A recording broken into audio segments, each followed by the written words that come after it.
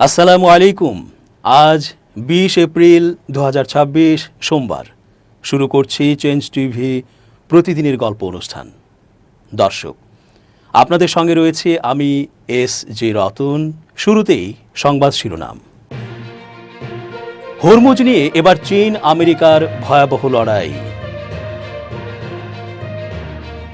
বাংলাদেশের জাহাজ চলাচল নিয়ে যা ভাবছে ইরান। ভারতে অবিশ্বাস্য মুসলিম নিপীড়ন। শুরুতেই ইরান যুদ্ধের খবর। হরমুজ প্রণালীতে ইরানের পণ্যবাহী জাহাজ দখল করে নিয়েছে আমেরিকা। চীন থেকে জাহাজটি ইরান যাচ্ছিল। আমেরিকার অভিযোগ, তাদের অবরোধ চলাকালীন ওই জাহাজ হরমুজে প্রবেশ করেছে। তাই জাহাজটি লক্ষ্য করে প্রথমে গুলি চালানো হয়। তারপর ওই জাহাজ সম্পূর্ণ দখল করে নেওয়া হয়। মার্কিন প্রেসিডেন্ট ডোনাল্ড ট্রাম্প সমাজ মাধ্যমে জানিয়েছেন, ইরানের জাহাজ তাদের দখলে। ভিতরে কি পণ্য আছে তা খতিয়ে দেখা হচ্ছে। মার্কিন আগ্রাসনের বিরুদ্ধে বদলা নেওয়ার বার্তা দিয়েছে তেহরান। পাকিস্তানে অনুষ্ঠিতব্য দ্বিতীয় দফার বৈঠকও তারা খারিজ করে দিয়েছে। মার্কিন সেনার সেন্ট্রাল কমান্ড রোববার রাতে জানায়, ইরানের বান্দার আব্বাস বন্দরের দিকে যাচ্ছিল একটি জাহাজ। তাতে ইরানের পতাকা ছিল এবং পণ্য পরিবহন করা হচ্ছিল। তা লক্ষ্য করে গুলি চালানো হয়েছে। এরপরেই ইরানের সেনা পাল্টা হুঁশিয়ারি দেয়। তারা জানায়, জাহাজটি চীন থেকে আসছিল। ইরানের সেনার বিবৃতি, আমি সতর্ক করছি, ইরানের সশস্ত্র বাহিনী শীঘ্রই এর জবাব দেবে এবং মার্কিন সেনার এই সশস্ত্র ছিনতাইয়ের বদলা নেবে। ইরানের সঙ্গে ট্রাম্প যে 2 সপ্তাহের যুদ্ধবিরতি ঘোষণা করেছিলেন, তার মেয়াদ শেষ হতে এখনও 2 দিন বাকি। মঙ্গলবার পর্যন্ত যুদ্ধবিরতি চলার কথা, কিন্তু হরমুজের উত্তাপ তার আগেই ফের যুদ্ধ শুরু করে দিতে পারে বলে অনেকের আশঙ্কা। ইরানের সঙ্গে দ্বিতীয় দফার আলোচনায় বসার জন্য পাকিস্তানে প্রতিনিধি দল পাঠিয়েছেন ট্রাম্প। এবারও তার নেতৃত্বে রয়েছেন মার্কিন ভাইস প্রেসিডেন্ট জে.ডি. ভ্যান্স। তবে ইরানের রাষ্ট্রায়ত্ত সংবাদ সংস্থা রবিবার সাফ জানিয়ে দিয়েছে, তারা কোনো আলোচনায় বসবে না। তেহরানের দাবি অতিরিক্ত দাবি করছে ওয়াশিংটন। এমন দাবি করা হচ্ছে যা ইরানের পক্ষে মেনে নেওয়া সম্ভব নয়। তাছাড়া হরমুজে মার্কিন অবরোধ চলতে থাকলে ইরান কোনো আলোচনায় বসবে না বলে জানানো হয়েছে। অবরোধ তোলার কোনো ইঙ্গিত এখনও ট্রাম্প দেননি। ইরানের ভাইস প্রেসিডেন্ট মোহাম্মদ রেজা আরেফ বলেছেন, ইরানের তেল রপ্তানিতে হ্রাস টেনে অন্যদের জন্য নিরাপদ ব্যবস্থা আশা করা উচিত নয়। আমাদের অবস্থান খুব স্পষ্ট, হয় সকলের জন্য একটা স্বাধীন তেলের বাজার নিশ্চিত করা হোক, অথবা সকলে নিরাপত্তার ঝুঁকি নিয়ে তার মূল্য দিক। যে কোনো সময় যুক্তরাষ্ট্র বিশ্বাসঘাতকতা করবে বলে পাকিস্তানের প্রধানমন্ত্রী শাহবাজ শরীফকে জানিয়েছেন ইরানের প্রেসিডেন্ট মাসুদ পেজেশকিয়ান।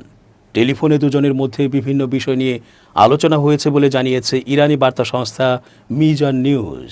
এ সময় মাসুদ পেজেশকিয়ান শাহবাজ শরীফকে জানান, তাদের ধারণা যে কোনো সময় কূটনৈতিকভাবে বিশ্বাসঘাতকতা করবে যুক্তরাষ্ট্র, যেমনটা তারা আগেও করেছে। এছাড়া যুদ্ধবিরতি ও আলোচনা চলার সময়ও যুক্তরাষ্ট্র গুন্ডামিমূলক ও অযৌক্তিক আচরণ করছে বলে শাহবাজকে বলেন পেজেশকিয়ান। আর এ কারণেই তাদের মধ্যে সন্দেহ তৈরি হয়েছে, যুক্তরাষ্ট্র কূটনীতির সঙ্গে বিশ্বাসঘাতকতা করে তাদের উপর আবারও হামলা চালাবে। এর সঙ্গে মার্কিনীদের এসব আচরণ তাদের মধ্যে আরও সন্দেহ তৈরি করেছে যে তারা আলোচনাকে এতটা গুরুত্ব দিচ্ছে না। এ টেলিফোন আলাপের পর পাকিস্তানের প্রধানমন্ত্রী যে বিবৃতি দিয়েছেন, সেখানে ইরান ও যুক্তরাষ্ট্রের দ্বিতীয় ধাপের আলোচনার বিষয়টি উল্লেখ করা হয়নি। রোববার যুক্তরাষ্ট্রের প্রেসিডেন্ট ডোনাল্ড ট্রাম্প বলেন, ইরানের সঙ্গে আলোচনার জন্য পাকিস্তানের ইসলামাবাদে আজ সোমবার তার প্রতিনিধিদের পাঠাবেন তিনি। কিন্তু ইরান ইঙ্গিত দিয়েছে তারা এ আলোচনায় অংশ নেবে না। ইরানি বার্তা সংস্থা ফার্স নিউজ ও তাসনিম নিউজ অজ্ঞাত সূত্রের বরাতে জানায়, আলোচনার ক্ষেত্রে সার্বিক পরিস্থিতিকে খুব একটা ইতিবাচক হিসেবে মূল্যায়নের সুযোগ নেই। যুক্তরাষ্ট্রের সঙ্গে আলোচনার আর কোনো পরিকল্পনা ইরানের নেই বলে জানিয়েছে দেশটির পররাষ্ট্র মন্ত্রণালয়। সোমবার মন্ত্রণালয়ের মুখপাত্র ইসমাইল বাঘেই এ তথ্য জানিয়েছেন। তিনি বলেছেন, গত 8 এপ্রিল 2 সপ্তাহের যুদ্ধবিরতি কার্যকর হয়, কিন্তু প্রথম থেকেই এটি ভঙ্গ করেছে যুক্তরাষ্ট্র, যা মধ্যস্থতাকারী দেশ পাকিস্তানকে জানিয়েছেন তারা। বাঘেই আরও বলেছেন, যুক্তরাষ্ট্র সর্বপ্রথম নৌ অবরোধ আরোপ করে যুদ্ধবিরতি লঙ্ঘন করে। এর আগেও আলোচনা চলার সময় যুক্তরাষ্ট্র হামলা করেছিল, যা তারা ভোলেননি। মার্কিনীদের সঙ্গে আর আলোচনা না হলেও তারা জাতীয় স্বার্থ রক্ষা করে যাবেন বলে উল্লেখ করেন বাঘেই। তিনি সতর্কতা দিয়ে বলেন, যদি ইসরায়েল ও যুক্তরাষ্ট্র নতুন করে যুদ্ধ শুরু করতে চায় তাহলে তাদের সশস্ত্র বাহিনী সেই অনুযায়ী জবাব দেবে। বাঘেই জানিয়েছে, গত 11 এপ্রিল পাকিস্তানের রাজধানী ইসলামাবাদে যখন প্রথম দফার আলোচনা হয় তখন ইরান তার 10 দফা উত্থাপন করে। তিনি আরও বলেন, যুদ্ধের আগে হরমুজ প্রণালী নিরাপদ ছিল। ওমান সাগরে অবস্থানরত যুক্তরাষ্ট্রের সামরিক জাহাজ লক্ষ্য করে ড্রোন হামলা চালিয়েছে ইরান। সোমবার এ তথ্য জানিয়েছে ইরানি বার্তা সংস্থা তাসনিম নিউজ। এর আগে ইরানের পতাকাবাহী একটি জাহাজ জব্দ করে এবং সেটি নিজেদের নিয়ন্ত্রণে নেয় মার্কিন নৌবাহিনী। তবে ইরানের ড্রোন হামলায় যুক্তরাষ্ট্রের সামরিক জাহাজে কোনো ধরনের ক্ষয়ক্ষতির তথ্য এখনও জানা যায়নি বলে জানিয়েছে সংবাদ মাধ্যম বিবিসি। মার্কিন সেনারা জাহাজ জব্দ করার পর ইরানের সেনাবাহিনীর সর্বোচ্চ অপারেশনাল ইউনিট খাতাম আল আনবিয়া হুঁশিয়ারি বার্তায় বলেছিল, জাহাজ জব্দ করা যুদ্ধবিরতির লঙ্ঘন, আর এই লঙ্ঘনের কঠোর জবাব দেওয়া হবে। টানা 40 দিনের যুদ্ধের পর গত 8 এপ্রিল যুক্তরাষ্ট্র ও ইরানের মধ্যে 2 সপ্তাহের যুদ্ধবিরতি হয়, যা আগামী 22 এপ্রিল শেষ হয়ে যাবে। যুদ্ধবিরতি শুরুর পর গত 11 এপ্রিল পাকিস্তানের রাজধানী ইসলামাবাদে 2 দেশ আলোচনায় বসেছিল। সেখানে প্রায় 21 ঘন্টা আলোচনা হলেও তারা কোনো চুক্তিতে পৌঁছাতে পারেনি। প্রেসিডেন্ট ডোনাল্ড ট্রাম্প ঘোষণা দেন তিনি সোমবার তার প্রতিনিধিদের ইসলামাবাদে আবারও আলোচনার জন্য পাঠাবেন। ট্রাম্প হুমকি দিয়ে বলেন, যদি ইরান এবার তাদের শর্ত অনুযায়ী চুক্তি না করে তাহলে তাদের সব বিদ্যুৎ কেন্দ্র এবং ব্রিজ ধ্বংস করে দেওয়া হবে।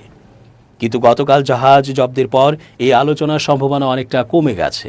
ইরানি সংবাদ মাধ্যমগুলো রোববার রাতে জানায়, ইসলামাবাদে ইরান সরকারের কোনো প্রতিনিধি আলোচনার জন্য যাবেন না। মোসাদের হয়ে গুপ্তচর বৃত্তির দায়ে ইরানে 2 জনের মৃত্যুদণ্ড কার্যকর। দখলদার ইসরায়েলের গোয়েন্দা সংস্থা মোসাদের হয়ে গুপ্তচর বৃত্তির দায়ে 2 জনের মৃত্যুদণ্ড কার্যকর করেছে ইরান। বার্তা সংস্থা তাসনিম নিউজ জানিয়েছে, সোমবার সকালে তাদের দণ্ড কার্যকর হয়। মোসাদের থেকে তারা স্পর্শকাতর স্থাপনা শনাক্ত এবং বিস্ফোরক তৈরির বিশেষ প্রশিক্ষণ নিয়েছিলেন বলে অভিযোগ উঠেছে। এছাড়া তারা সামরিক ও সরকারি অবকাঠামোতে অগ্নিসংযোগ করে সেগুলোর ভিডিও মোসাদের কাছে পাঠিয়েছেন বলে অভিযোগ প্রমাণিত হয়েছে। এর বিনিময়ে তারা ক্রিপ্টোকারেন্সি নিয়েছেন। তাসনিম নিউজ জানিয়েছে, অভিযুক্তদের নতুন করে তেহরানের 2টি সরকারি অফিস এবং সামরিক কেন্দ্রে হামলার মিশন দেওয়া হয়। এরপর থেকেই তাদের নেটওয়ার্কের ওপর নজরদারি চালানো হয়। ইরান যুদ্ধবিমান ভূপাতিত করার পর কয়েক ঘন্টা চিৎকার করেন ট্রাম্প। গত 3 এপ্রিল যুক্তরাষ্ট্রের একটি F-15 যুদ্ধবিমান ভূপাতিত করে ইরান। পরবর্তীতে ওই বিমানে থাকা এক পাইলট ও ক্রুকে বিশাল অভিযান চালিয়ে উদ্ধার করে নিয়ে আসে মার্কিন সেনাবাহিনীর স্পেশাল ইউনিট। সংবাদ মাধ্যম ওয়াল স্ট্রিট জার্নাল রোববার এক প্রতিবেদনে জানিয়েছে, ইরান যুদ্ধবিমান ভূপাতিত করেছে এমন খবর জানার পর নিজের সহযোগীদের ওপর কয়েক ঘন্টা ক্ষোভে চিৎকার করেন প্রেসিডেন্ট ডোনাল্ড ট্রাম্প। এরপর যখন যুদ্ধবিমানের পাইলট ও ক্রুকে উদ্ধার অভিযান শুরু হয় তখন ট্রাম্পকে সিচুয়েশন রুম থেকে বাইরে রাখা হয় বলে সংবাদ মাধ্যমটিকে জানিয়েছেন একটি সূত্র। কারণ ট্রাম্পের অধৈর্যতা উদ্ধার অভিযানে ব্যাঘাত ঘটাবে বলে ধারণা ছিল তাদের। পররাষ্ট্রমন্ত্রী ডক্টর খলিলুর রহমানের সঙ্গে ইরানের উপপররাষ্ট্রমন্ত্রী সাঈদ খাতিবজাদেহের একটি বৈঠক হয়েছে। তুরস্কে অনুষ্ঠিত ওই বৈঠকে হরমুজ প্রণালীতে বাংলাদেশি জাহাজ চলাচল সহ নানা বিষয়ে আলাপ আলোচনা হয়েছে। সেখানে পররাষ্ট্রমন্ত্রী ইরানের উপপররাষ্ট্রমন্ত্রীকে হরমুজ প্রণালী দিয়ে বাংলাদেশের পতাকাবাহী জাহাজ বাংলার জয়যাত্রার নিরাপদ চলাচল সহজতর করার জন্য তার মধ্যস্থতার অনুরোধও জানান। তিনি উল্লেখ করেন, হরমুজ পারাপারের অনুমতিপ্রাপ্ত 6টি দেশের তালিকায় ইরান যখন বাংলাদেশকে অন্তর্ভুক্ত করে তখন আমরা অত্যন্ত কৃতজ্ঞ ছিলাম। সোমবার পররাষ্ট্র মন্ত্রণালয়ের এক সংবাদ বিজ্ঞপ্তিতে এসব তথ্য জানানো হয়। এতে বলা হয়, তুরস্কে আন্তালিয়া কূটনীতি ফোরামের এক পার্শ্ব বৈঠকে বসেছিলেন 2 দেশের প্রতিনিধি। বৈঠক চলার সময় পররাষ্ট্রমন্ত্রী চলমান ঘটনাবলীর বিষয়ে বাংলাদেশের ধারাবাহিক ও ভারসাম্যপূর্ণ অবস্থানের কথা পুনর্ব্যক্ত করেন এবং সব পক্ষের সংযম ও সংলাপ ও কূটনীতির মাধ্যমে মতপার্থক্য নিরসনের গুরুত্বের ওপর জোর দেন। বাংলাদেশের গঠনমূলক অবস্থানের প্রশংসা করে ইরানের উপ পররাষ্ট্রমন্ত্রী আশা প্রকাশ করেন, বাংলাদেশের পররাষ্ট্রমন্ত্রী পারস্পরিক সুবিধাজনক সময়ে তেহরান সফর করবেন। ইরানের উপ পররাষ্ট্রমন্ত্রী অবিলম্বে বিষয়টি নিয়ে খোঁজ খবর নেন এবং রাতে বাংলাদেশের পররাষ্ট্রমন্ত্রীকে জানান, পরিস্থিতি উত্তেজনাপূর্ণ থাকলেও ইরানের সংশ্লিষ্ট কর্তৃপক্ষকে প্রয়োজনীয় নির্দেশনা দেওয়া হয়েছে। দুই নেতা এ বিষয়ে যোগাযোগ অব্যাহত রেখেছেন। এবার দেশের খবর। জাতীয় সংসদ সচিবালয়ের কেনাকাটায় অনিয়ম ও হরিলুটের অভিযোগ বিষয়ে তদন্তে উচ্চ পর্যায়ের কমিটি গঠনের সিদ্ধান্ত নেওয়া হয়েছে। একই সঙ্গে সংশ্লিষ্ট কেনাকাটার সব ধরনের বিল পরিশোধ আপাতত স্থগিত রাখার নির্দেশ দিয়েছে কর্তৃপক্ষ। জাতীয় সংসদ সচিবালয়ের গণসংযোগ বিভাগ থেকে পাঠানো এক সংবাদ বিজ্ঞপ্তিতে এ তথ্য জানানো হয়। বিজ্ঞপ্তিতে বলা হয়, সম্প্রতি একটি জাতীয় দৈনিক ও বিভিন্ন অনলাইন মাধ্যমে সংসদের কেনাকাটায় হরিলুট শিরোনামে প্রকাশিত প্রতিবেদনে সচিবালয়ের ক্রয় প্রক্রিয়া নিয়ে যে অভিযোগ ওঠে তা কর্তৃপক্ষের নজরে এসেছে। এ প্রেক্ষিতে দ্রুত একটি উচ্চ পর্যায়ের তদন্ত কমিটি গঠন করা হচ্ছে, যা বিষয়টি খতিয়ে দেখবে। জাতীয় সংসদ সচিবালয়ের পরিচালক মোহাম্মদ মনির হোসেন স্বাক্ষরিত বিজ্ঞপ্তিতে আরও বলা হয়, তদন্ত প্রতিবেদন পাওয়া না পর্যন্ত সংশ্লিষ্ট ক্রয় কার্যক্রমের কোনো বিল পরিশোধ করা হবে না। এর আগে এদিন বিভিন্ন গণমাধ্যমে সংসদের কেনাকাটায় অনিয়মের অভিযোগ প্রকাশিত হলে বিষয়টি নিয়ে আলোচনা সমালোচনা সৃষ্টি হয়। তদন্ত কমিটির মাধ্যমে এসব অভিযোগের সত্যতা যাচাই করা হবে বলে জানিয়েছে সংশ্লিষ্ট কর্তৃপক্ষ। সংরক্ষিত নারী আসনের মনোনয়ন পেয়েছেন কেন্দ্রীয় ছাত্রদলের যুগ্ম সাধারণ সম্পাদক মানসুরা আলম। জাতীয়তাবাদী দল বিএনপি থেকে তাকে এই মনোনয়ন দেওয়া হয়। সোমবার মানসুরা ছাড়াও আরও ৩৫ জনের নামের তালিকা প্রকাশ করে দলটি। এর আগে প্রত্যেক প্রার্থীকে সাক্ষাৎকারের জন্য ডাকা হয়। সাক্ষাৎকার শেষে তাদের মধ্য থেকে যাচাই বাছাই করে আজ এই তালিকা প্রকাশ করা হলো।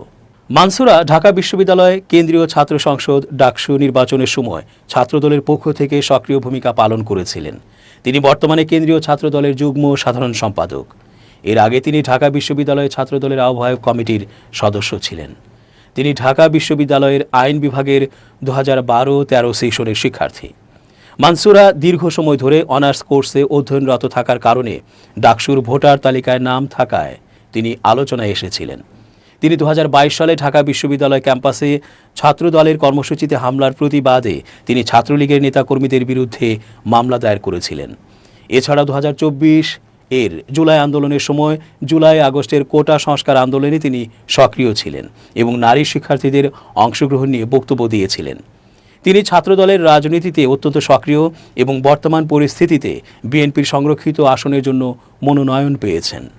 মনোনয়নপ্রাপ্তরা হলেন সেলিমা রহমান, শিরিন সুলতানা, রাশেদা বেগম হীরা, রেহানা আক্তার রানু, নেওয়াজ হালিমা আর্লি, মোসাম্মদ ফরিদা ইয়াসমিন, বিলকিস ইসলাম, শাকিলা ফারজানা, হেলেন জেরিন খান, নীলুফার চৌধুরী মণি, নিপুণ রায় চৌধুরী, জেবা আমিন খান, মাহমুদ হাবিবা, সাবিরা সুলতানা, সানসিলা জেবরিন, সানজিদা ইসলাম তুলি, সুলতানা আহমেদ, ফাহমিদা হক, আন্না মিঞ্জু, সুবর্ণা শিকদার, শামিমারা বেগম স্বপ্না, শাম্মী আক্তার, ফেরদৌসি আহমেদ, বিথিকা বিনতে হুসাইন, সুরাইয়া জেরিন, মানসুরা আক্তার, জহরত আদিব চৌধুরী, মমতাজ আলম, ফাহিমা নাসরিন, আরিফা সুলতানা, সঞ্জিদা ইয়াসমিন, শওকত আক্তার, মাধবী মার্মা, সেলিনা সুলতানা, রেজেকা সুলতানা ও নাদিয়া পাঠান পাপন।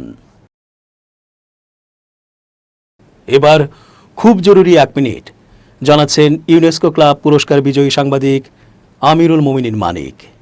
খুব জরুরি 1 মিনিটে প্রত্যেককে আমন্ত্রণ। প্রিয় বন্ধুরা, আজকের টিপস হচ্ছে দলিল করুন বা চুক্তি করুন। যা কিছু করতে যান না কেন সেই কাজটি সম্পর্কে আপনি একটা ছোটোখাটো চুক্তি হলেও করুন, অথবা এই কাজটি কবে শুরু করেছেন, কখন শুরু করলেন, কার সঙ্গে শুরু করলেন, কীভাবে শুরু করলেন, এই সংক্রান্ত তথ্য সংরক্ষণে রাখুন। যদি আপনি দলিল করতে পারেন অন্য পক্ষের সঙ্গে যার সাথে আপনি কাজ করছেন, অথবা চুক্তি করতে পারেন, সেটা হবে সবচেয়ে নিরাপদ। এই কাজটি চলুন আজ থেকে আমরা শুরু করি। আমার অপর পক্ষ হয়তো বিব্রত হতে পারে, অনীহা দেখাতে পারে, কিন্তু তাকে যদি আপনি বুঝিয়ে বলেন যে এই চুক্তি বা এই দলিল দুজনের জন্যই খুব মঙ্গলজনক, তাহলে তিনিও আগ্রহী হবেন এবং এটা জীবনের জন্য খুবই জরুরি। ভালো থাকবেন, শুভেচ্ছা নিরন্তর। দেশের বাইরের খবর। ভারতের কেরালার পেরাম্ব্রা এলাকায় পোস্টার লাগানোকে কেন্দ্র করে বেশ কয়েকজন মাদ্রাসা ছাত্রের ওপর বর্বরোচিত হামলা হয়েছে।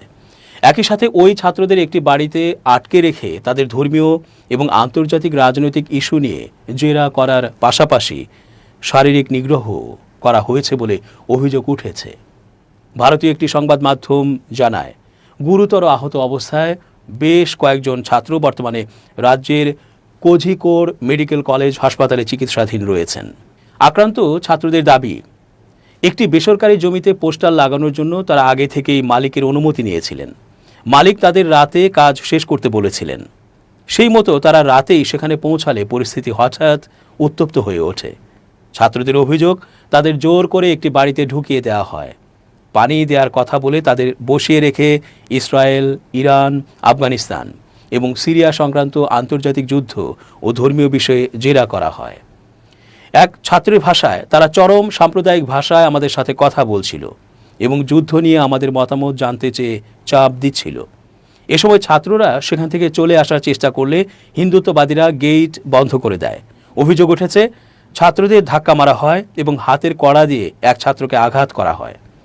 ছাত্ররা কোনো মতে সেখান থেকে পালিয়ে পাশের একটি রেস্তোরাঁয় আশ্রয় নিতে গেলে তাদের পেছনে ধাওয়া করে সন্ত্রাসবাদী বলে গালিগালাজ করা হয়। এই ঘটনার পর ফ্রেটার্নিটি মুভমেন্ট দাবি করেছে, এই হামলার নেপথ্যে হিন্দুত্ববাদী কর্মীরা যুক্ত রয়েছে। আহত ছাত্রদের প্রথমে পেরাম্ব্রা তালুক হাসপাতালে নিয়ে যাওয়া হলেও পরে অবস্থার অবনতি হওয়ায় তাদের কোঝিকোড় মেডিকেল কলেজে স্থানান্তরিত করা হয়েছে। তারা এই ঘটনার বিচার চেয়ে শিশু অধিকার সুরক্ষা কমিশন এবং অন্যান্য উচ্চতর মহলে পিটিশন দাখিল করবেন। দর্শক, শেষ করছি চেঞ্জ টিভির প্রতিদিনের গল্প অনুষ্ঠান changetv.press, বাংলাদেশের ইউটিউব জার্নালিজমের অগ্রদূত। ভিজিট করুন এর ওয়েবসাইট www.changetv.press, youtube.com/changetvpress এবং সাবস্ক্রাইব করুন চ্যানেলটি। নিয়মিত লাইক, কমেন্ট ও শেয়ার করে আপডেট রাখুন নিজেকে। ভালো থাকুন, নিরাপদে থাকুন, শুভেচ্ছা নিরন্তর। changetv.press, এক ফোঁটা হলুদ নেই।